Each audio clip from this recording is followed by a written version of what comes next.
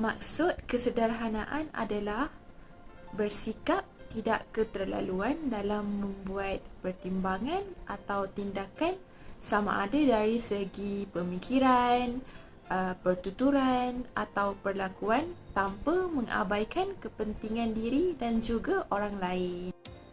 Sikap kesederhanaan merupakan sikap yang terpuji yang dituntut oleh setiap agama dan kepercayaan. Kesederhanaan juga mengajar seseorang itu untuk mudah mengawal emosi, tidak lupa diri dan sentiasa bersiap siaga untuk menghadapi kemungkinan yang mendatang. Seterusnya, ciri-ciri kesederhanaan. Yang pertama, bersederhana dalam memiliki harta. Jika kita mengamalkan sikap bersederhana, kita tidak akan merasa sombong, kedekut dan boros. Kita juga akan merasa bahagia di samping orang di sekeliling kita jika menggunakan harta dengan betul dan bersederhana. Ciri-ciri kesederhanaan yang kedua ialah bersederhana dalam pertuturan.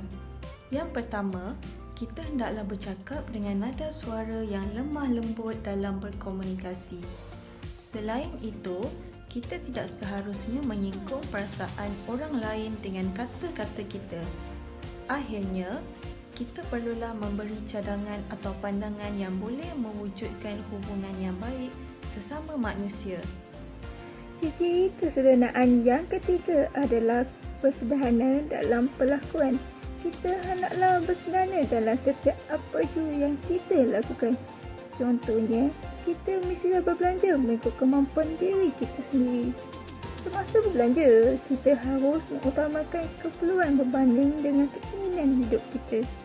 Selain itu, kita harus mengenakan pakaian yang bersesuaian dengan adat dan norma masyarakat agar kita tidak nampak keterlaluan. Seterusnya, kebaikan kesederhanaan.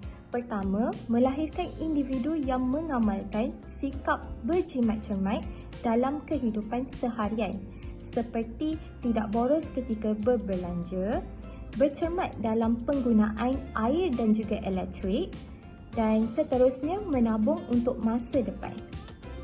Kebaikan bersederhana yang kedua ialah boleh mengawal emosi dan mewujudkan hubungan yang harmoni.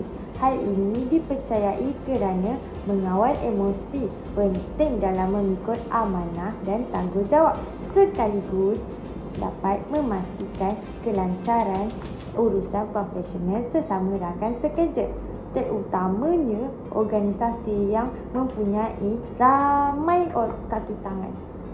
Kebaikan kesederhanaan yang ketiga, bersikap sederhana dalam hidup masyarakat. Dapat mewujudkan hubungan yang mesra, masyarakat dapat hidup aman sentosa, dapat membantu masyarakat yang memerlukan. Kesan buruk tidak memiliki amalan bersederhana yang pertama ialah sikap seseorang yang cuba memenuhi kehendak hawa nafsu untuk memiliki sesuatu yang tidak mampu dimiliki akan menyebabkan terjadinya sikap yang sering berhutang. Seseorang yang terbeban dengan hutang mungkin akan mendorong beliau untuk melakukan perbuatan yang dilarang oleh syarak. Contohnya, mengambil rasuah, pergaduhan, penipuan dan pecah amanah. Justru itu, marilah kita bersama-sama memulihkan amalan bersederhana bagi kesejahteraan diri, keluarga, bangsa dan negara. Kesan buruk jika tidak memuliakan amalan bersederhana yang kedua ialah hubungan manusia sesama manusia. Seperti contoh, bersaing secara tidak sihat, sanggup melakukan apa sahaja untuk mengejar kemewahan, bertindak tanpa peri kemanusiaan.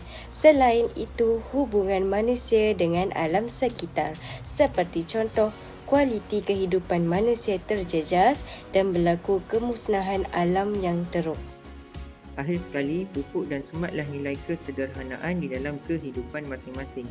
Kesederhanaan bukan sahaja dalam perlakuan, bahkan juga tutur kata dan pergaulan seharian bersama ahli keluarga, rakan taulan, rakan di tempat kerja dan juga orang di sekeliling kita. Kesederhanaan adalah sikap terpuji yang dituntut oleh setiap agama. Jadi, marilah kita sentiasa hidup dalam keadaan sederhana dan juga sentiasa bersyukur.